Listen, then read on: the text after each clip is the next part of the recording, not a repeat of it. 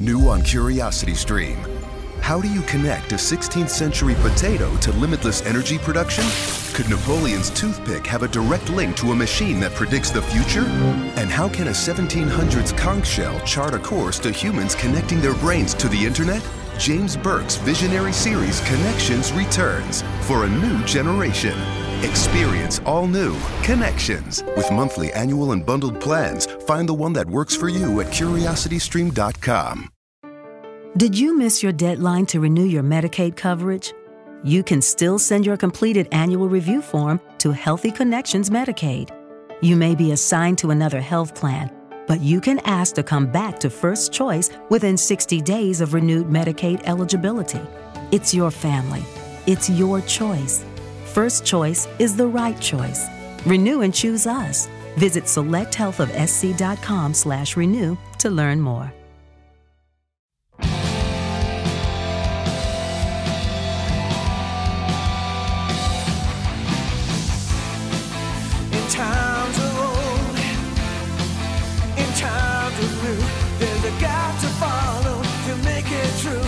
The pop culture field, What is going on, everybody? Welcome to the Pop Culture Field Manual podcast, sitting right at the intersection of weapons, action, the military, and pop culture. My name is Cameron Fath, and if you are joining us for the first time, welcome.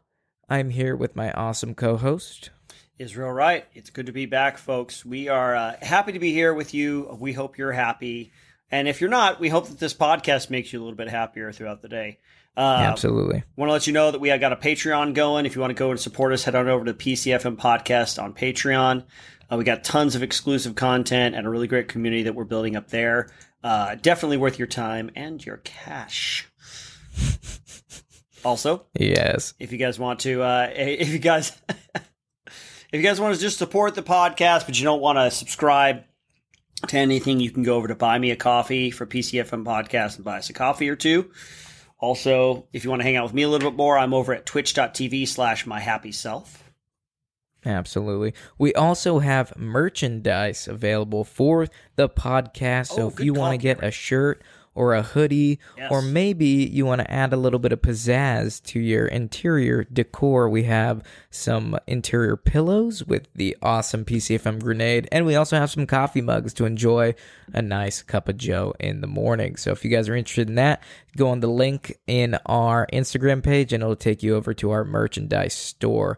Finally, if you think the PCFM merch is ugly and you want something a little nice, you can go to Kick God Apparel too, which is my streetwear brand. Got some good stuff for you. Exclusive drops on the way, so check it out at kickgodapparel.com. But today, we're not talking about apparel. We are talking about something extremely important, and that is the future of fighting. We look to the future, folks. The future is very important. I mean, it's not here yet, so you got to plan for it. Otherwise, you're going to be left in the dust. Which is interesting. If you're always looking to the future, are you ever living in the present?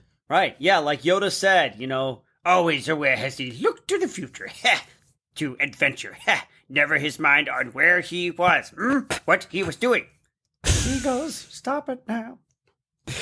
That was too good, dude. You've said that a couple times before. I practiced in that exact accent. Apartment. Yeah, in that accent. Very good. Oh, that's good, dude. That was solid. That made this podcast totally worth listening to.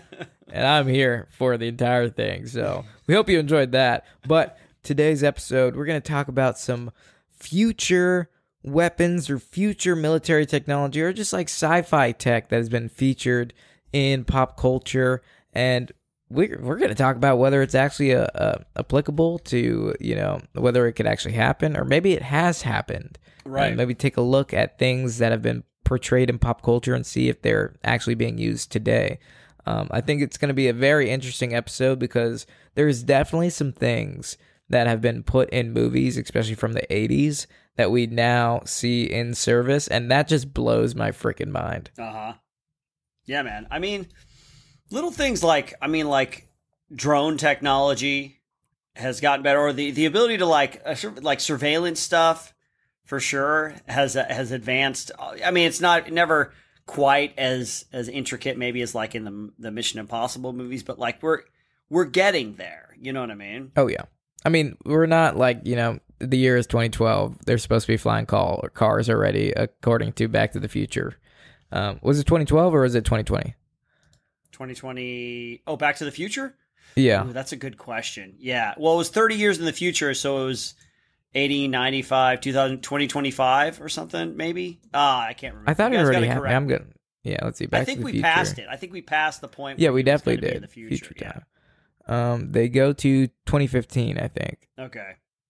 Yeah, October. Yeah, they traveled to October 21st, 2015. And that's the future. So yeah, it's happened. It's almost 7 years ago, and they're supposed to be flying cars and, you know, hovercrafts and whatnot. And we're over here, you know, eating each other's butts and acting like it's, you know, primal time still. So I mean, that stuff is kind of hasn't happened, but the other things have happened. Like, let's talk about jetpacks, dude. Jetpacks. Yeah, jetpacks have been, like, you know, highlighted in Star Wars with the Mandalorians and like the shock troopers that would like jump and stuff. Like, we think that was so cool to watch growing up. Yep. But now you like look at these videos that are coming out and like they are straight up working on jetpacks for military application. Yeah, well, I mean, the in the civilian world, we already got like the Jetpack Aviation JB-10 and JB-11, which are personal jetpacks, basically. It's and they're what? Well, if you look them up, man, it's what is it called? It's called jetpackaviation.com, and you go to the jetpack section, fly a jetpack, and this is like in the civilian world, you know. It's got like 6 engines or 6 little thrusters rather. Yeah, and it looks like yeah. it like hooks onto you like with a harness, and you're flying, man, and it looks like they're trying to get it ready for like widespread commercial use, you know. Interesting. Yeah. Those things are gnarly looking, dude. Yeah. JB-10, JB-11, yeah, for civilian operation. I was specifically talking about those videos circulating of like the excuse me, I got a little burpy poo. But those jetpacks circulating of like military application where he's like got the 2 things on his hands to stabilize him. And we watched a couple videos on like Shift Fire. Yeah. Yeah, like the Iron Man one. And that's for like, you know, moving around water really fast. And it's like, dude, that is so freaking crazy that they're even exploring that idea. And I mean, in my opinion, like if you rigged some weapons on there, you could totally do like vehicle interdiction using jetpacks and stuff. Yeah. But I mean, we look at technology today, and every year everything gets faster and smaller. So like looking at the civilian jetpack you just mentioned, the JB-10 and 11, they're huge. But what, in 10 years, one of those might be like half the size, but like the same power, if not stronger. That's a crazy thought that like we might actually have like shock troopers in the future for military, just jetpacking around. That'd be pretty cool. I mean, they'd have to get it a lot more like maybe more compact and more efficient.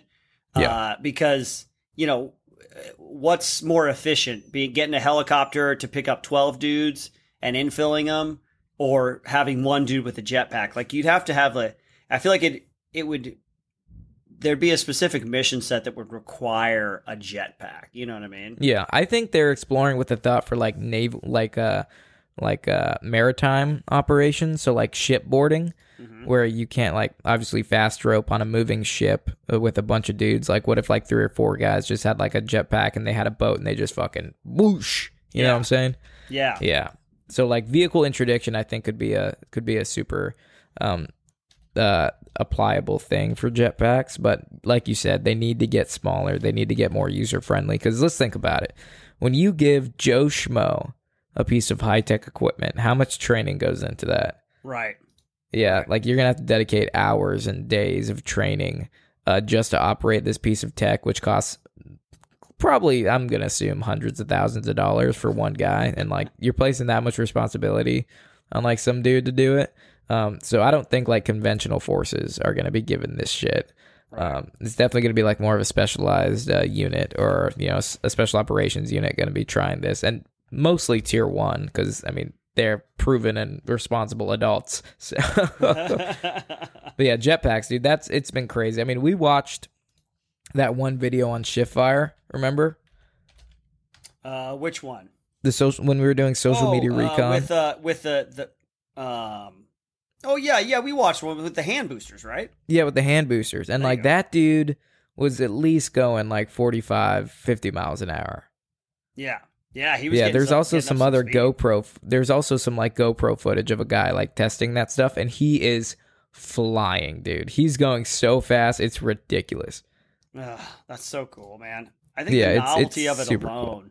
You know, it fires the imagination. I love it when we do stuff like this because a lot of these things, a lot of the designs for the stuff that we're talking about today are not going to be, they're not going to be what we're going to be piloting and what we're going to be using like maybe in the military and mass production, but they are the stepping stones to the next thing and the next thing. And in 50, 60 years from now, absolutely, you know, we're going to be reaping the benefits of all these cool kind of experimentations. And I feel like a lot of it comes out of the imagination, comes out of like that kind of like, could we do this? Oh, that's so cool. And somebody got inspired by anime or some action movie.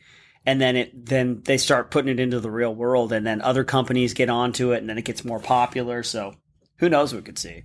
Yeah. I mean, think about 50, 60, actually, let's think about 100 years ago. Like ballistic armor for us, which is plates, you know, nowadays is just kind of like standard issue. It's normal. Yeah. But back then, that was like this crazy futuristic idea to like be able to stop bullets on your body. Right. And I remember, I don't know, I was watching or I wasn't necessarily watching, but I saw like a poster for an advertisement for during World War I for like movable armor. It was literally just a giant like exosuit made of metal that stopped bullets that they would use to cross no man's land. So you would get like one guy in it and had a bunch of wheels, and you would just like push it across no man's land. But it was just made of steel that bullets couldn't penetrate. And that was like their idea of like stopping bullets back then. And now we just have like, you know, ballistic plates that weigh 2.5 pounds each that can stop all the way up to like 7.62 armor piercing. It's just crazy to think about. The Germans actually had something called the lobster armor too. If you look that up, it was just it was like a dude wearing like an old timey, like furnace on his body. It's just a big like chunky tube of armor. Yeah, I'm looking at it right now. Oh no! This one had like plates and stuff like that. But you know, I can see why. You know, because we've grown up. I mean, the world has grown up with armor, like knights in armor. But then when guns come around, then they think, well, can we make armor for that? You know, but at the time, all they had was like steel plates or whatever. It's such a crazy thought, dude. Yeah, look at this stuff. It's just layered steel. Yeah, man. They would just wear on their chest. That's nuts. Lobster armor, hell of a name. You kind of look. I get it though. You look like a lobster. But yeah, so jetpacks, man. Yeah, what about? I mean, talking about like, you know, armor. So like mech suits. So like in Aliens and Edge of Tomorrow, these giant mechanical suits, or even like even in the Call of Duty Black Ops franchise, like the futuristic warfare where they all have these suits that allow them to jump and run super fast. Yeah, like exoskeleton kind yeah, of like thing. exoskeletons. And like those are totally in production now. Like, or not now, but like being worked on. They're not being applied. Yeah. But yeah, something similar is being worked. I know the Revision, which is a huge military company, they've been working on an exosuit for a long time. We've actually talked about a little bit. It's that the kind of the Lockheed Martin Onyx exoskeleton. It's the leg one, the battery powered leg one that can help you lift more weight, you know. And they've been doing it. So there's a couple companies that are going about it, you know. I've even heard there's exoskeletons and then there's mechs, you know what I mean?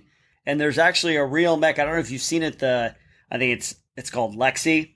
But it's based out of San Francisco, but it's like the power loader from Aliens. It's this huge little big like crab looking thing, and it's all just like, you know, metal scaffolding, and the person sits inside, and it's controlled basically. It's not a cyborg or anything like that. It's a mech, but it walks around and it can like pick things up. It's, you know, it must be fun to ride in, but it's obviously not very practical. But it is one of those kind of early design mech things, you know. Interesting. Yeah.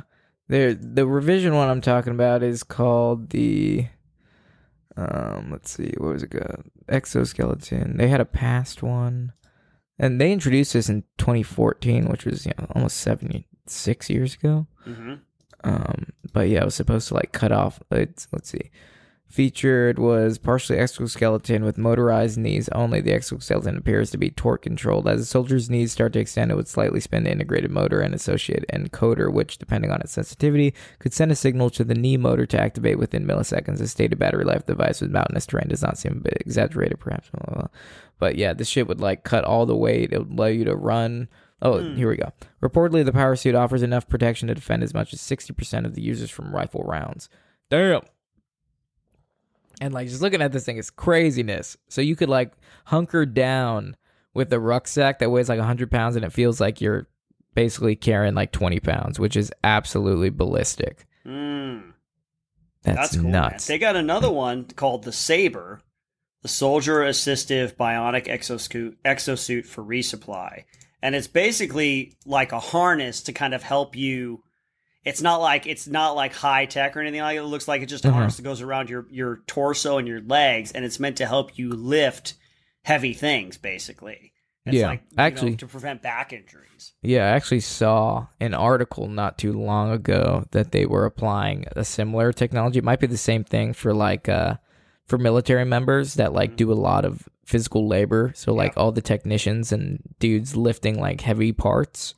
Yeah. And they were applying that to basically help them with their job and test it out to see if it's applicable to, their jobs and to prevent them from getting injured at work. Because, the military really cares about how people, they got to stop everybody from applying to 100% disability. I was going to say it's like a stop loss. It's like an injury because they want to get their efficiency out of people, Yeah. Oh my God, I'm looking at this exosuit suit right now that's being shown to the Marines, and it literally almost looks exactly like the suit from Aliens. That's awesome, man. That's the Sarkos Guardian Exo full body suit. Exosuit. What the heck is this? Dude, the future is now, old man. Pretty soon, like it says in The Simpsons. Did you miss your deadline to renew your Medicaid coverage? You can still send your completed annual review form to Healthy Connections Medicaid. You may be assigned to another health plan, but you can ask to come back to First Choice within 60 days of renewed Medicaid eligibility. It's your family. It's your choice. First Choice is the right choice. Renew and choose us. Visit selecthealthofsc.com/renew to learn more. The future will be fought by advanced robots, and our jobs will be to maintain those robots. Yeah, most likely. That's the thing with AI, man. That's like the biggest argument with like everybody kind of steering away from the idea of like letting AI take over, because it would help us so much. Like the benefits might outweigh the risks, because they're going to replace all the jobs and shit. But it's like, okay, well, with, job replacements, like new jobs are going to be created. You're just going to have to learn a new skill, you lazy prick. But yeah, no, I mean, still, I mean, the way we're going is we are sprinting in the way of technology right now. I mean, that's one thing that they taught me in business school was just like, they're like, utilize all the technology you can, because it's going to be so helpful. It's going to make everything so streamlined and easy. The more tech we use, but obviously you need to learn what you're doing, and technology has flaws. You can't forget that, and it's just risk versus reward. Yeah, man, exosuits so far, jetpacks so far. What's next? We can talk a little bit about any kind of laser stuff, like laser guns. It's kind of a sci-fi thing. I know that they have vehicle or like ship-mounted kind of laser things or vehicle-mounted things. I think especially I've heard it in reference to drone like defense, right? Yeah. But that stuff's going on right now. They got the known as the Counter Unmanned Air Systems High Energy Laser Weapon System. Basically, yeah, those are for like drones. I'm pretty sure. Yeah.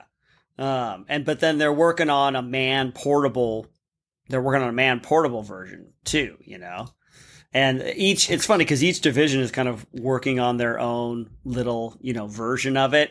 But yeah, like I know that I think the Iron Dome, what that Israel uses kind of that kind of laser technology. It's like they have the radar system, and then that tracks the missile coming in, and then they have kind of laser pulse lasers, you know, that can like basically heat it up, like so that it explodes. If I'm recalling correctly, you know. Yeah, because I know there's like actual weapon systems now that are straight laser guns for like drones to take to like basically destroy them. We didn't have any overseas, even though like drones were a big thing, but I know they're being like issued nowadays.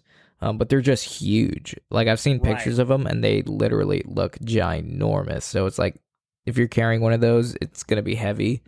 Yep. And, you know, someone's going to be like a dedicated anti-drone personnel on the squad because they can't carry it, like an M4 and that. Or they could. It would just be not so fun.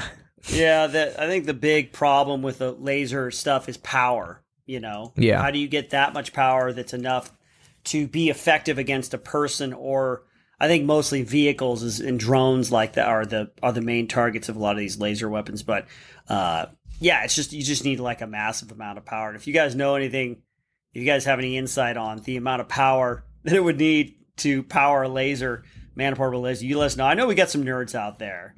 You know? Oh yeah. Let's see. Speaking of lasers, I don't know if this, you know, might be a laser, but I know the Navy's been working on an electromagnetic railgun. I've seen videos of this. Have you seen that? Yeah. It's like crazy looking. It's huge. A bunch of magnets. Yeah, it's ginormous. Yeah. It's ginormous. Like if you look at a picture of it, it's like takes up the bow of a warship. Yeah. But I wonder how much damage, like what's the maximum effective range of that thing? And I mean, obviously they kind of like tease it in Transformers 3. Do you remember that scene when the giant like Decepticon thing is like sucking up all the earth, and the crazy guy like calls the Navy and he's like, "Hey, he's like, where's the railgun?" They're like, "Who is this?" He's like, "I know you have the railgun." He's like, "I need you to shoot it," and they shoot it, and they like kill that thing with the railgun. Yeah, yeah. The giant combination. The giant Decepticon like sucker thing. Yeah. Yep. That's another thing, and the thing that we're talking about, the Navy one. I watched a video on it. Not only does it take massive amounts of power to fire, but it actually damages the barrel every time they do it. Every time they fire. Yeah. Because it looks like they ditched the railgun. Oh, really? Yeah, it says U.S. Navy. Here's an article from 2021 that says U.S. Navy ditches futuristic railgun. Yeah, just I'm sure not practical. Yeah, it's not practical, and I'm pretty sure there's like, it's so bad things can happen if I'm trying to put that simply. Like if you would shoot that thing, like it could take down an entire, like it's just dangerous to have around. It needs to be like an extremely controlled environment, and like if something goes wrong, like it can take down the entire ship. I think the risk versus reward for having the electromagnetic railgun would be just too great. Huh, that's crazy. I mean, hats off for trying, though. All these future ideas, hats off for even trying. Like, I was reading another article about, like, the exoskeleton suits, and, like, because SOCOM was looking into it around, a couple years ago, and I think they ditched it as well. So, because they were trying to, like, do an Iron Man suit type of thing, but I think they scrapped it to make, like, smaller, helpful exosuits instead of, like, an entire system, if I'm reading that correctly. But, yeah, dude, it's still, I mean, hats off for even, like, trying to go down that road, like the sci-fi road. That general's watching way too much TV. Yeah, right. Well, we're talking about, like, the future of fighting, and I wonder about we're talking about, like, the technological side of fighting, but, like, there's lots of different ways to fight, like, whether it's like camouflage, we can talk about camouflage or psychological operations, or I'm thinking of more in like the cultural engagement, the counterintelligence. I don't know if we can really talk about advances in that, like how that stuff's going to be utilized in the future. I just think about how geopolitics, like it shifts everything around, or like we have like things like rules, like Geneva Convention rules against different kinds of ammo. Yeah. Like, can we use lasers? Would that like adhere to Geneva Convention to literally obliterate someone's face? Yeah, and would that is that going to affect what companies, private contractors like Lockheed Martin, is that going to affect how they develop certain weapons? I would say so, definitely, man. I mean, think about how much politics go into like creating weapons, right? Like, just thinking of like who's getting the next or like SIG just won the contract for the new weapons, right? Do you know how much work went in to even allowing them to do that? And then they have to work around specific parameters, like it needs to have this, it needs to be able to do this. I'm assuming if there are specific features that the military is looking for, that there are also restrictions that they also need, just based off, like you said, Geneva Convention and the rules of warfare. But yeah, that's such an interesting question. I never thought about it from that perception, just because, I mean, first you have to have, like, if, say we do start incorporating all these new future techs into the military, who's going to use them? That's like the first question. It's like, who's going to use them? How do we train people? Do we have to, do we have to make an entire new MOS that's going to, use this weapon or be subject matter experts on this weapon that has just been invented? And how do we know how it properly works since it's so quote unquote futuristic? Yeah. I think my biggest example is like, I mean, it's obviously not like future weapons, but it's going to like change everything, was now that SIG is making the spears for, the Army, like that uses a completely different round. It, the magazine size 6.5 is millimeter or something. 6 millimeter? It's not 6. I don't know. Let's see. New Spear Army. It shoots a 6.8. Okay, 6.8. Okay. Yeah, so 6.8, big round, right? And it's like all the pouches that they issue to the soldiers can only accommodate 5.56.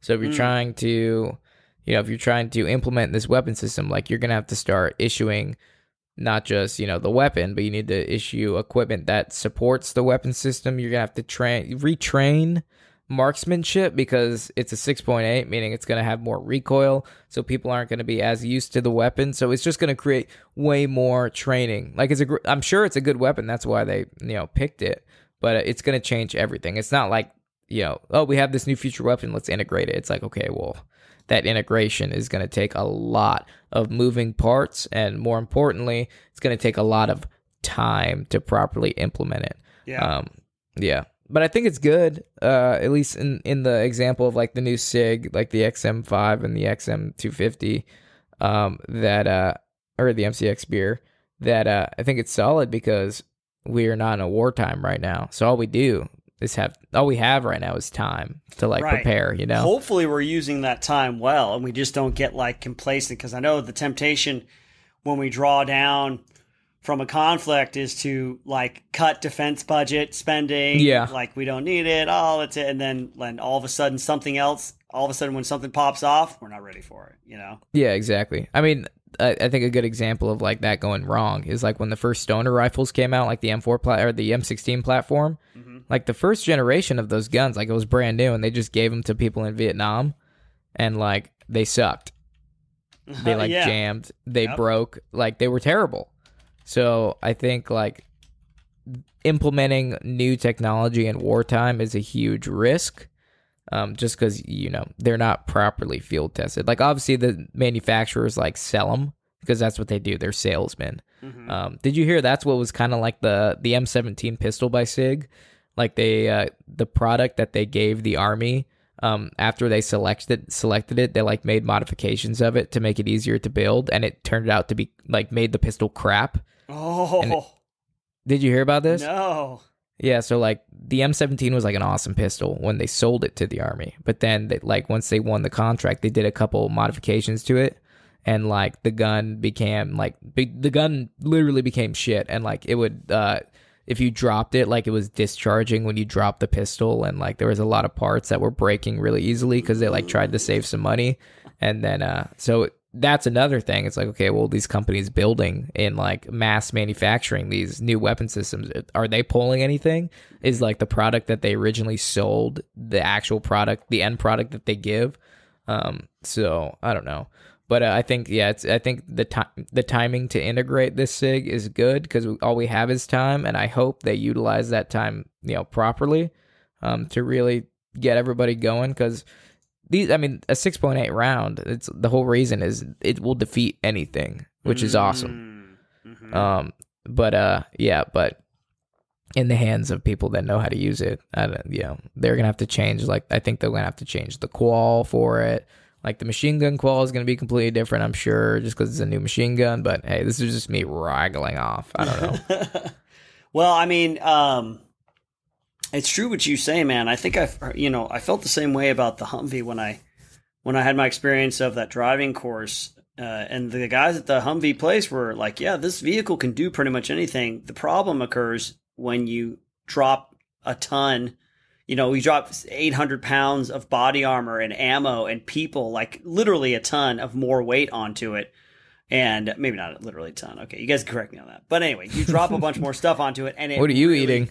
Diminishes its mobility, and so I like what you're talking about, like what you buy is that what you get, Yeah, I know. I got the chance. It was funny. I got the chance to try a quote unquote like new military fighting vehicle in the National Guard, which was literally, it turned out to just be exactly what I used in regiment, but they finally got to the Guard, and like all the generals were so stoked about it, and I'm like, it was literally just a skeleton Humvee.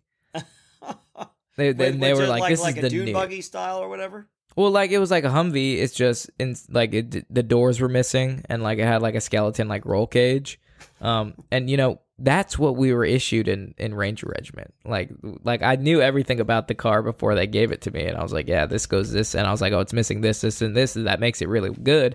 And they're like, oh wow, I didn't know that. I didn't think about that. And like all these people trying to implement this like futuristic tech, they have no idea what they're talking about. Like the dudes on the ground have an idea, and I think that's why, like when you're trying to select this shit, trials are so important, and they need to be like actually, good trials, not just, let's drive it around. Oh, it didn't break down. Okay, awesome. It's like when they gave me this vehicle, it was during one AT. I think it was like my first AT or something at the Guard. And I'm like, they gave it to us, and they're like, all right, you going to try it? And I was like, I literally turned to my guys, and I'm like, let's try to break this thing. And yeah, unfortunately, like one of my privates was sitting on the back, and like we hit this giant pothole that I was totally going for. And like he fucked up his back. I felt really bad. Oh no. Yeah, but I was like, we need to do that. I was like, we need to do these tests. So I was like, you need to put some springs in the back seat, because like dudes riding on the back, like they literally get fucked up. Case in point. But yeah, it's just like all these big generals that don't fight anymore, or like companies that they think they know what combat's like. They don't, and I think that's the biggest thing. Is they have really no idea what their product is capable of, even though they sell it as like a complete package. But I mean, we'll find out. I'm very optimistic for the SIG. Yeah. But you know what I'm also optimistic for? What's that? Tiny explosives that make giant booms. Tiny explosives. Yeah. What's that? I mean, I'm that's such an option. What are you gonna say? No. Go ahead. I was gonna lead you into it. Yeah. Okay. Yeah. No. I was like rewatching Total Recall, the original one. Mm-hmm. You know how he had his like the fake head that's an explosive. Yes. Yeah. Yeah. Like obviously, I think the rule applies to all technology.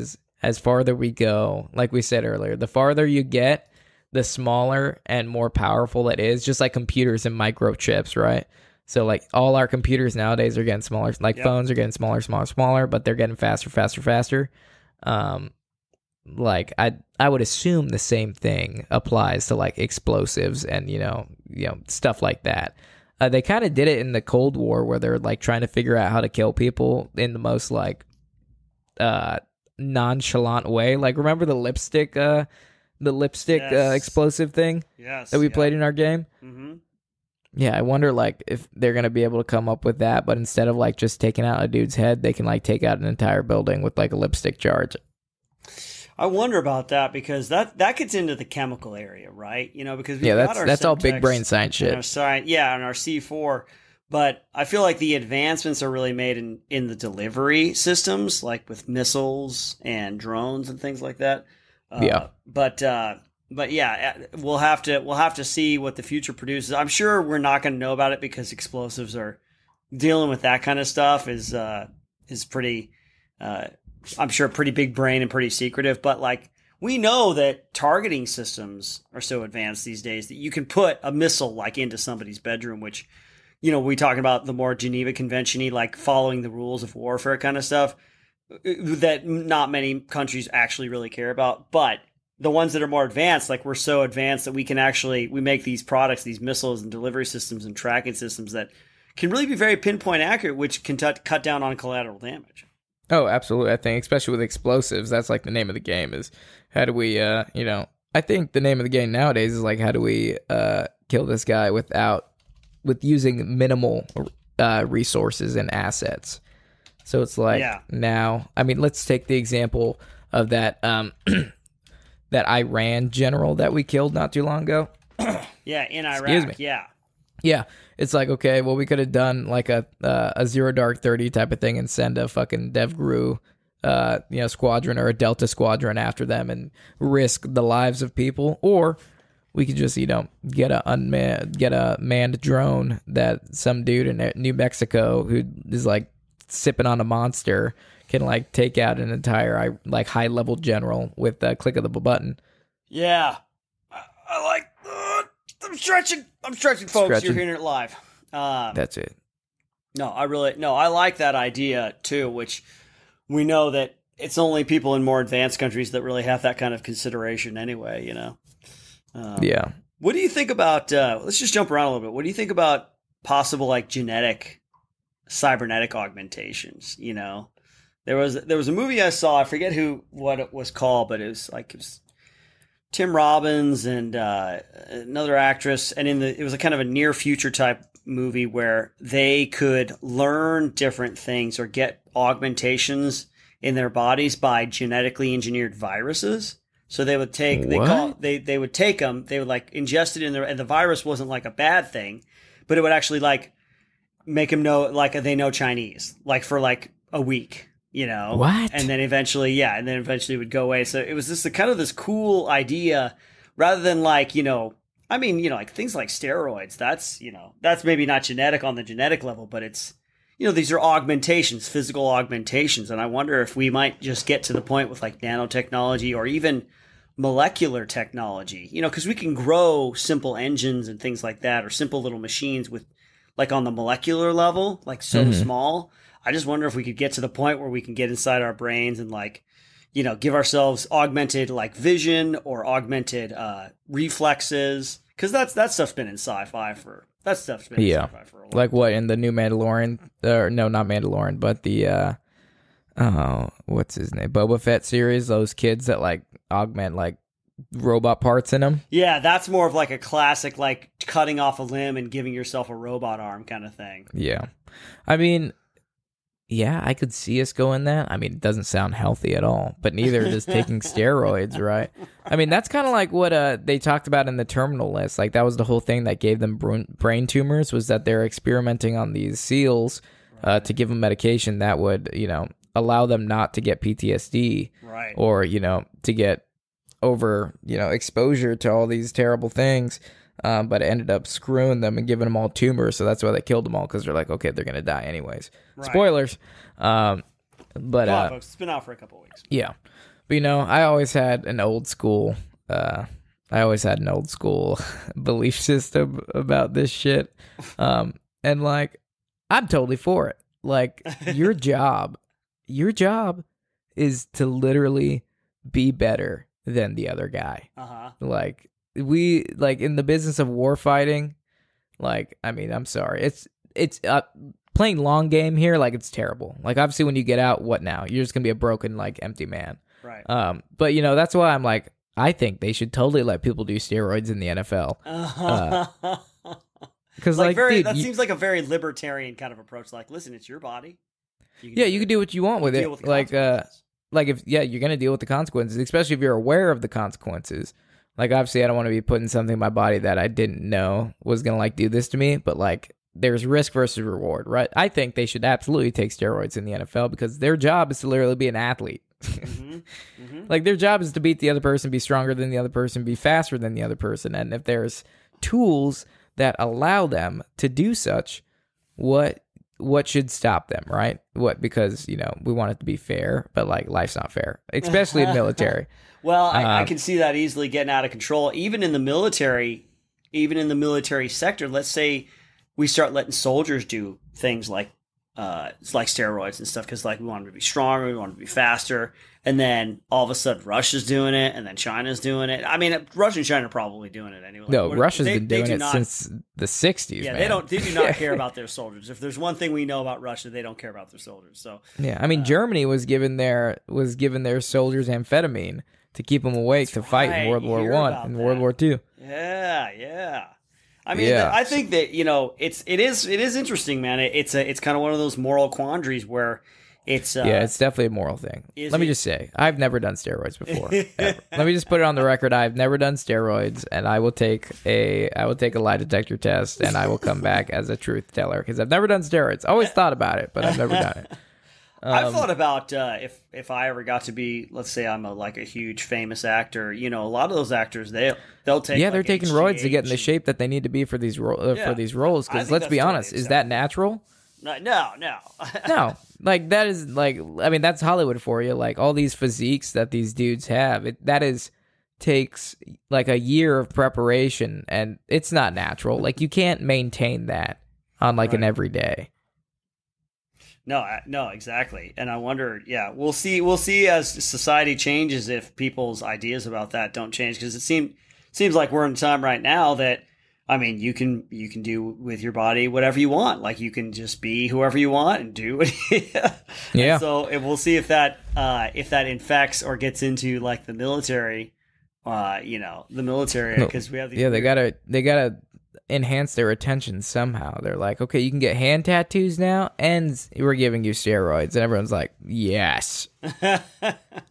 But my one comment about that is, I think it should be exclusive to combat MOSs, right? Okay. And I also think it should be extremely observed and like in a professional environment.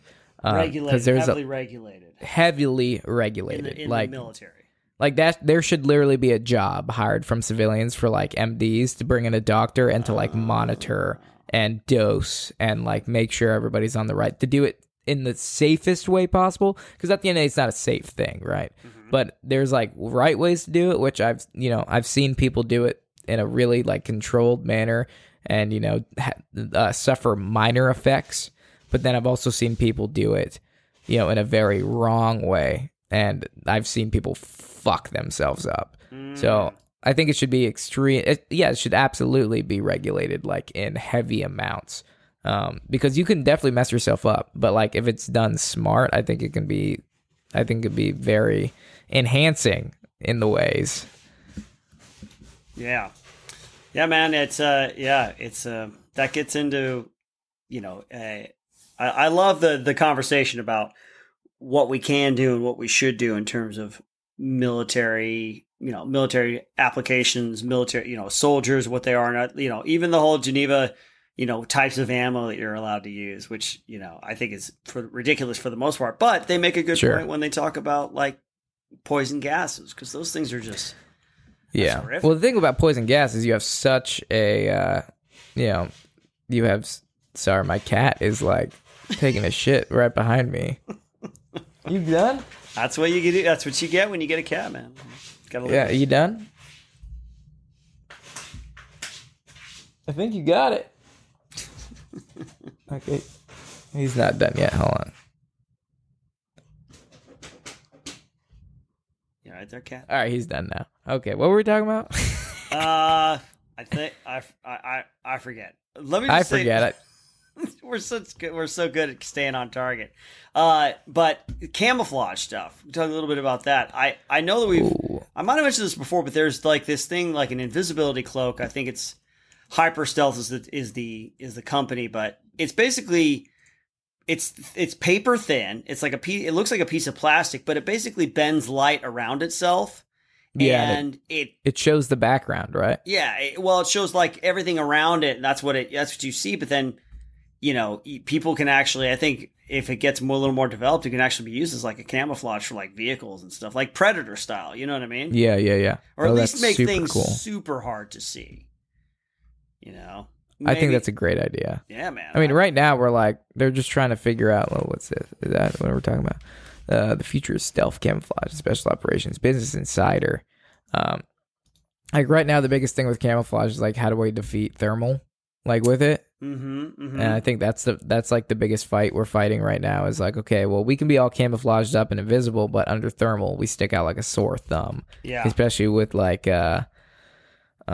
let's see, with like drones, like an ISR, like they see it all in thermal. So even if you're like well hidden, you're not going to be hidden because they can see you on thermal. So I think right now, as talking about like a reality type of thing, they're trying to figure out the best ways to defeat thermal. And like they actually make these thermal defeating camouflage like ponchos, but they're so expensive. Like we were looking into them for the National Guard when they were going to GRTC because like the OP4 have a lot of thermal capabilities.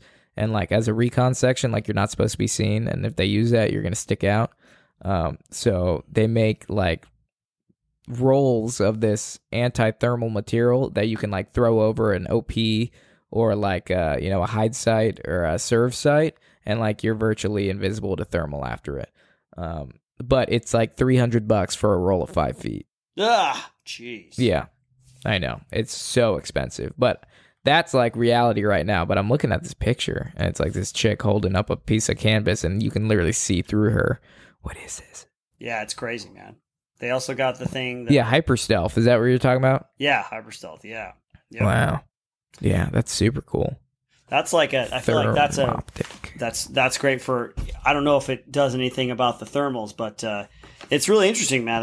That's very much bringing the future into the now.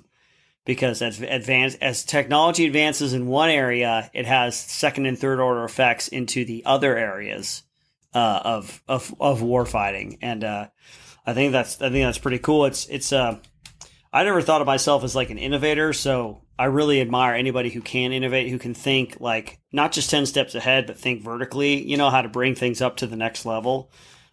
So it's super cool. I guess they got the Olcan's ultralight camouflage netting system created by Fibrotex. This is one of the things that they're working on to defeat thermal imaging, which is what you were talking about. Yeah, that's big. That's big right now. Yeah, but wow. Ghillie suits. Yeah. Very cool. Hyper stealth. I'm going to start. Are they public? Ah! Let's start investing in these war companies. Hopefully World War III pops off and we're like, boom, making a good return. Just war profiteering. War profiteering. All righty. But let's talk about what we all want to talk about is, there's mech suits. We talk about jetpacks. Well, those all require somebody to man them. But what about like robot soldiers? Robot soldiers, man. Yeah. We've already got robots in a manner. Speaking, maybe you guys can help me out. Like a robot robots can be our remote control, because we got like the bomb robots, right? The treaded ones. They can go in with like EOD, where they can go in and set off bombs so that humans aren't in harm's way. But then we also got like these. I saw one at SHOT Show actually this year. You got the little robot dogs, right? Little four-legged dogs. They like mount freaking machine guns to them. That's right, and they mount freaking machine guns to them. So there's a couple of different designs, and they look like they're pretty mobile, and they get around pretty smoothly. And then I saw one like had like a 240. And it as it fires a burst, it kind of gets pushed onto its hind legs and has to stop, and they can fire like another burst, and then like reset, and then like take another burst. Yeah, exactly. That's crazy. I mean, what, like, the biggest innovator in, like, the robotics, what is, like, Boston Dynamics or something like that? Yeah, Boston Dynamics is a big name, yeah. Yeah, I mean, have you seen the videos of, like, their actual, like, what is it? Do they call them the jester robots or something? Like the humanoid robots, right? Yeah, they can, like, they programmed one to do, like, parkour. Have you seen that video? No. It's like jumping. It's like literally doing an American Ninja Warrior. You know how they do like the little like the first thing where you jump from like platform to platform that they're angled? Yeah. Yeah, they have like a robot like doing it. Oh, that's awesome. Yeah. It's like, okay, how far away are we really from like suiting this robot up with like a couple of guns and just letting it, machine learn and Yep. and giving it some parameters of what we want it to do. Have you seen the fake ones, like where it's the dude's like it's totally like a CGI robot. But it's like and out like in push the it's on field. the range. Yeah, it's out on the range. Yeah, but how far away are we from that, really? Yeah, man. 10 years? Well, it's hard to say, man. It's the thing about robots is, what exactly do we want them to do? We've got the basic robots where it's a tank, and we it's remote controlled. Essentially, we got drones. I don't know what do you call are those robots technically? But then it's like, I guess maybe the ultimate thing is like preventing the loss of human life, right? So when you have these humanoid robots, and what do we want them to do? I guess it makes me appreciate the human body and the human mind a lot more, because we don't realize that the simplest actions that we do automatically takes gigabytes of programming for a robot. Yeah, it takes a lot of hard work to make them do one simple thing that a human can do. Yeah. So the fact that Boston Dynamics and those guys are making, I'm looking at the parkour video right now, like he's jumping around, spinning, he's doing handstands and back flips and front flips. But like, that's just that, right? Like those robots are only designed to do that.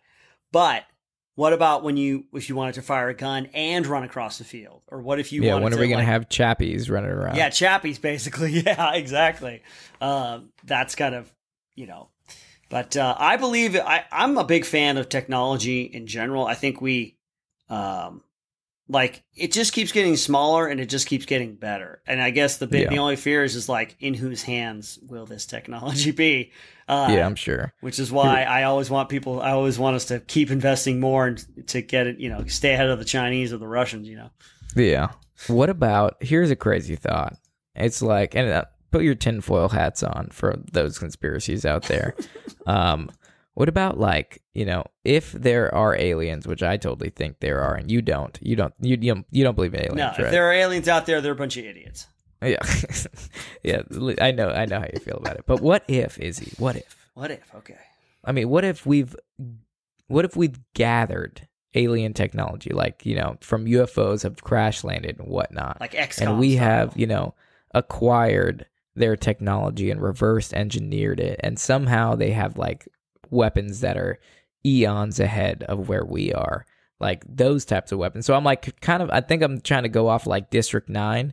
You know how they have the aliens, they come and stay and they have their own technology and they have their own weapons that only can be used by the aliens. Yeah. So like, what if we get our hands on stuff like that and we figure out how to use it? Do you know, like, what? I don't even know like what that would be. Well, here's let's go even deeper into the tinfoil room. But like, we're assuming that aliens are like us in that they are into maybe like physical, like warfare. But what if it's like more like a psychic kind of thing, or what if it's more like a genetic thing? Like, what if they've been here and they've just been putting stuff into our water for centuries? Poison to in the make water, us turning complacent. Is that why all the frogs are gay? That's why all the frogs turn gay, man. Yeah. I mean, what if they're the ones that are like, because this has been in some sci-fi movies before, where, with the whole like global warming, climate change, it's like, it's, they've been waiting and biding our time while we've been preparing the planet for them by all our pollution and causing global warming. Now they're going to attack us. Now the planet's ready for them. We practically terraformed them for it. So it's terraforming for another race, huh? Yeah, or What if the lizard people are real, Cameron? What if they're just controlling us and getting us ready for the ultimate takeover? I think the psychic stuff is what really fascinates me, and I wish it'd be so cool to be getting into people's minds and doing psychic warfare, new psyops. Yeah, kind of like what they were doing with 11. The experiments they were doing with 11 in Stranger Things. They were trying to get her to do basically psychic assassinations. You want to know one thing I didn't like about Stranger Things? Yeah. Okay, and I think the show could have been much shorter. Just one. How many times were they being shot at? A bunch, yeah. A bunch, and all those bullets missed. She hasn't stopped bullets. Has she stopped bullets before? Oh, that's a good question. I don't think she has. Because she is not bulletproof. She's not? No. She's not.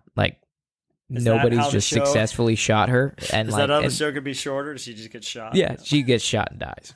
Literally, I watched the last season. I mean, it's a good show, right? But, when they literally got captured and they're trying to escape and, they're shooting from, a helicopter, and they try to shoot her for finally, but, no one's been successful. Yep. Ever. Of just shooting her. And that blows my mind. And that because they've been in very close proximity before and running from bullets. And I don't know. The people shooting at them are supposed to be trained. They're soldiers, right? These are 80s soldiers though. Maybe they didn't have very good marksmanship training back in the 80s. I don't know, man. I don't know. Yeah, iron sights back when it was hard. But right. I just don't believe that no one's successfully been able to shoot her. She's not that fast. She sticks out like a sore thumb. Well, she's small though. She's only a teenager, so okay, that's why. Put me on guard, and we will not have a season 5. You'll be in season 5, and that'll be the last episode. Is Cameron just season 5 opener and finale. Yeah, there you go. Yeah, it's nuts. It's absolutely nuts. Yeah, when they had that guy, everyone around them gets shot. In season 4 when they're at the house and it gets taken by all the soldiers and the guy protecting him gets shot. Yeah. How did none of them get shot except for him? They came in from 5 different entries. They had that advanced plot armor that it's called contractual obligations. So yeah, that's what they protected them. Well, that's just me being a sourpuss. First, it's I don't like holidays, and it's just why haven't we shot 11 yet? Just love death, Cameron. Just love death. I mean, you can't run from it. You can't run from it.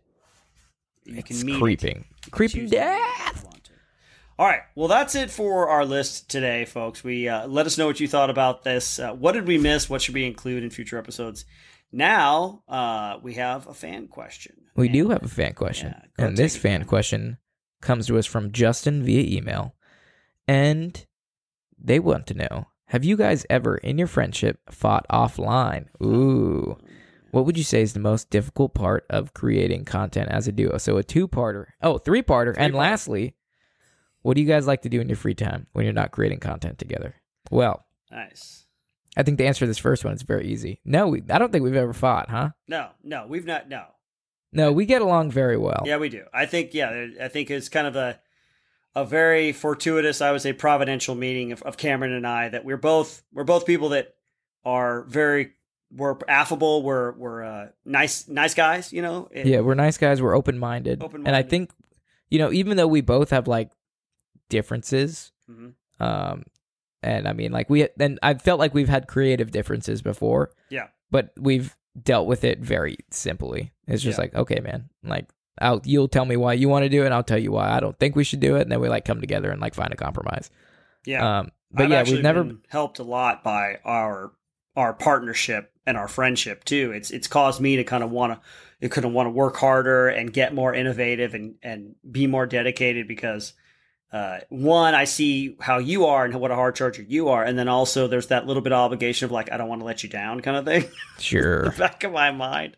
So It's been very beneficial for content creation. I think it's been good. Yeah, we have a pretty good relationship, man. I think we're very lucky to have met each other. Yeah. And I look forward to our first actual fight. Yes, yeah. It'll be an epic whenever that will be. Hopefully we'll get it on video and it'll be a good piece of content for us. So. Yeah, there you go. And that goes into our second part. It's that easy. We just got to stage a fight. Would say that's probably hard. What's the hardest part about creating content as a duo? As a duo. For me, I feel just generally speaking, it's coming up with ideas. Yeah, and that's then, very hard. And then there are certain aspects of what we do that it's not just coming up with an idea; it's being able to execute on that idea and getting everything together and getting it going. Yeah, I mean, anybody can have an idea, right? And it's just like, oh, that's great, but like, how do we make that idea come to fruition? Yep. I think that's the hardest part. It's like, logistically speaking, it's easy to come up with stuff, but it's hard to make it happen. Yeah, there you go. Yeah, but as a duo, I don't think we really reach anything that's like, whatnot. It's coordinating, it's making sure that we're keeping communication open and coordinating our schedules and checking in on each other in terms of our, getting things done. I don't know. I guess that's probably not that that's all that hard, that we haven't, it's not insurmountable, but that's probably the hardest part. I guess. And I mean, and at least for our content, it's like, it's very military based. So it's like anything that has to do with military, like we're down to do. And it's easy umbrella to get under. So I don't think it's that hard to come with ideas, but yeah, like we just said, it's the logistic part is definitely the most challenging. Yeah. That's a good one. What'd you say? Oh no, that's a good answer. Yeah. Okay. And then lastly, what do you guys like to do in your free time when you're not creating content together? Huh. Oh man. Yeah, we live busy lives, I'll be honest. It's like, I feel like I'm always working. Yeah. But then again, I say I'm working, but literally I'm sitting here creating a podcast and just being myself. Or we're like at Shift Fire and being ourselves. It's like, it's not work, let's be honest. It's like, it's so much fun to do. Yeah. But it's time consuming. I would say that. It's time consuming. Yeah. But at least in what I like to do is, I like to work out a lot. So fitness is definitely something I do in my free time. I also, I like to play around the house with my guns and stuff. But yeah, man, I mean, I'm pretty busy, I'll be honest. It's hard. And it's weird because at least like I'm very thankful. I'm very thankful that we get to do something for a living that I would consider a hobby or what I consider fun. Yep. So like basically like anything that has to do with guns, we can make content out of. And I think that's freaking awesome. Yeah. Like the only thing I do on my free time is hang out with my fiance, which is, awesome too. But if I'm like doing something that I would think is fun, I think it would be good content too. And we get to do it. So I'm thankful for that. Like I'm never working. I'm always having fun. That's cool, man. For me, I like to game. I'm a big time gamer. I don't do, obviously we're pretty busy, so I don't do as much of it these days, but that's very relaxing to me. I also stream too, so I play video games on stream as well, which is awesome. But if I can sleeping in is awesome. I'm actually sleeping is awesome. Sleeping is awesome. And any I'd like reading. I like to read too. I'm reading through Lord of the Rings right now, but it's like I said, you talk to me in a month after we've finished this round of Shift Fire, I've gotten married and I've gone on my honeymoon and come back. Then I'll have a lot more time. I'll have a lot more leisure time. Yeah, dude, you're super busy planning the wedding and everything. Yeah. But it's all good problems to have, man. My life is not hard. Yeah. No, we have good lives. I'm sorry if you don't have a good life listening to this and you wish you had lives like us, but we are thankful. You can live vicariously through us. Yes. Hopefully that's the plan. Well, dude, unfortunately, right. We don't have a game for this one. Yeah, the game is the game we've played upon all of you is you expecting a game, and now there's not a game. So yeah, it makes us feel good. That was the whole game. We are the winners. You are the losers. Yeah, but no, that was just completely our fault. We apologize, folks. We'll have a game on the next one. But I mean, we've talked a lot about future stuff. A lot of cool things we've talked about today. Yeah. Cool, just like our Patreon. Go check that out. Cool, just like our Instagram and all our badass merchandise. Go check that out. Yeah, dude. Yeah, that's it, folks. We'll see you on the next one. Cue music.